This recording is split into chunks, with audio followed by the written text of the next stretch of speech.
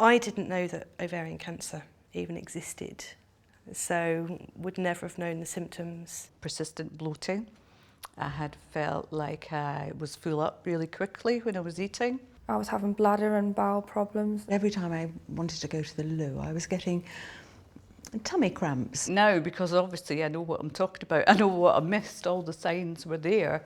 It's just I was putting it down, I suppose, to getting older, and it could be things that were changing in my body anyway. So I went to see my doctor and he had a feel and he asked if I could be pregnant. I was like, no.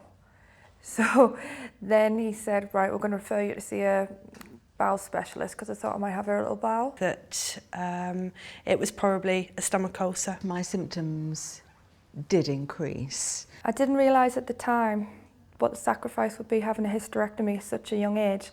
But at the time all I was worried about was it saving my life. And I would choose that any day.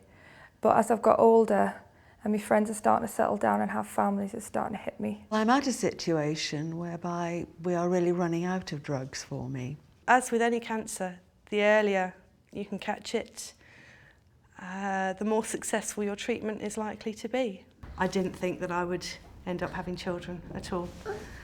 But now I'm blessed with this little lad. So I'm a very, very lucky girl. You know what's right for you, and if you're convinced there's something wrong, then just be persistent about it. All of my original symptoms were comparatively minor.